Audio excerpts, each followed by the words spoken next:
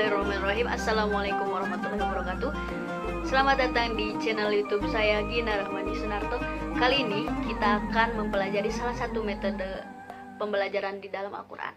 Nah, sebagian pengajar Al-Quran itu mendapat kesulitan ketika mengajar, sehingga mereka berkreasi mencari metode-metode yang tepat dalam memudahkan untuk mempelajari Al-Quran. Salah satunya adalah metode tilawati. Nah, metode tilawati ini mempunyai kelebihan. Yang pertama, siswa mendapatkan waktu yang sama ketika mempelajari metode ini, karena siswa yang datang lebih dulu dia mendapatkan pengajaran yang sama dengan siswa yang datang belakangan. Kemudian yang kedua, metode tilawati ini menekankan kepada nada, jadi menggunakan otak kanan, karena berdasarkan nada yang berada di tilawati, salah satunya nada ros yang dipakai itu datar naik turun. Nah, memudahkan kita untuk menggunakan otak kanan kita dalam mempelajari Al-Quran ini. Seperti yang kita ketahui, di surat Al-Muzammil surat ke-73 ayat ke-4, warattilil qur'ana tartila, dan bacalah Al-Quran ini dengan perlahan-lahan, dengan tartil. Arti tartil di sini adalah sesuai makhraj dan tajwidnya dengan benar dan membaca Al-Quran dengan perlahan-lahan. Nah, aplikasi tilawati jilid 1-6 lengkap ini kita coba buka. Nah, kita langsung coba lihat jilid ketiga. Nah, nanti penampakannya seperti ini. Kita buka halaman pertama. Nah, kita coba mempelajari satu hukum atau satu hukum bacaan yang seharusnya dibacakan. Nah, kita dilihat ada lam sukun. Nah, huruf yang dimerahkan itu, nah itu artinya pembelajaran baru. Nah, kita pembelajaran barunya di jilid 3 ini, di halaman pertama, tentang lam sukun. Seperti yang tadi disampaikan, metode tilawati ini menggunakan nada ros dengan penjelasan nada datar naik turun.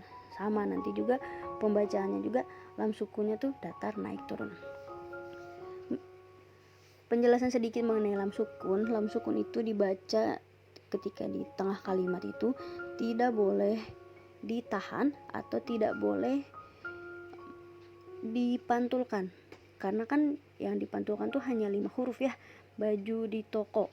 Sedangkan lam tidak termasuk ke dalam huruf yang dipantulkan, ataupun pembacaannya juga tidak boleh ditahan. Maksudnya ditahan misalnya alhamdu, tapi pembacaan lam sukun itu mengalir. Huruf-huruf yang di luar baju di toko itu hurufnya mengalir. Kita coba contohkan ya. Dimulai dari lam sukun yang paling atas menggunakan nada ros. Lam sukun, lam sukun, lam sukun. Nah, seperti itu nadanya, datar naik turun.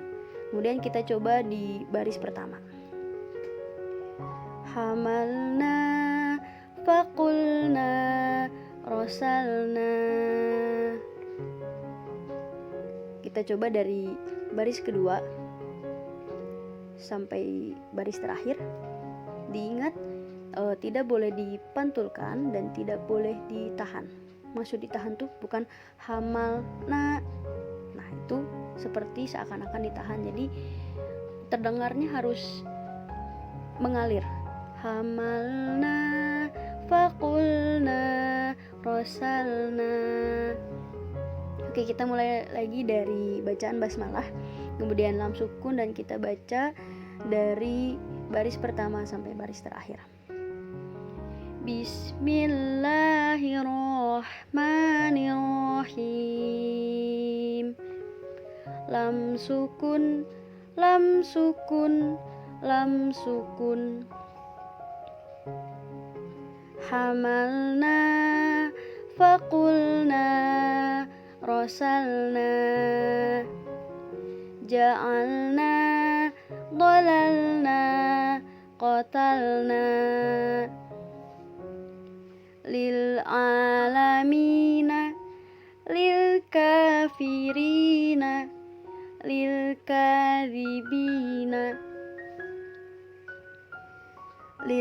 qitali lil ibadi lil bashari.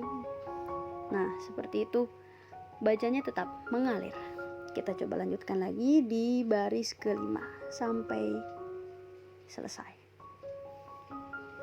Alfasanati, mohon maaf, alfasanatin alsinatin sultanan.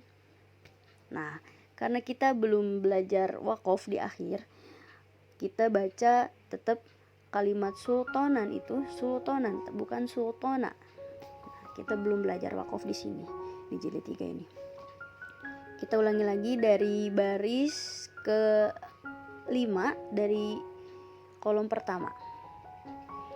Alfasanatin alsinatin sultanan alwanin albabin alqabin yulhidu yulhimu yulbisu. Alhamdulillah, kita sudah mencoba dari baris pertama hingga akhir, dari kolom pertama hingga kolom ketiga. Tetap ketika kita menggunakan metode tilawati dengan pendekatan nada arus, datar naik turun, kita tetap memperhatikan makhorijul setiap hurufnya. Jadi ketika kita bilang ha, ha, atau kita bilang ha, ha. Contohnya yang seperti di baris terakhir, yulhidu bukan yulhidu. Tetap memperhatikan makhorijul hurufnya, setiap sifat huruf di setiap kalimatnya. Alhamdulillahirrabbilalamin, kita telah sedikit membahas mengenai metode tilawati. Salah satu bahasannya mengenai tadi lam sukun. Seperti yang kita ketahui dari riwayat Imam Bukhari, dari sabdanya Rasulullah, khairukum man ta'allamal Qur'an wa 'allamah. Sebaik-baik dari kalian adalah orang yang mempelajari Al-Quran dan mengamalkannya. Nah, semoga kita termasuk orang-orang yang mempelajari Al-Quran dan mengajarkannya, dan kita termasuk hamba-hamba yang dicintai oleh Allah dan Rasulnya. Barakallahu fikum. Wassalamualaikum warahmatullahi wabarakatuh. Sampai ketemu di bahasan-bahasan selanjutnya.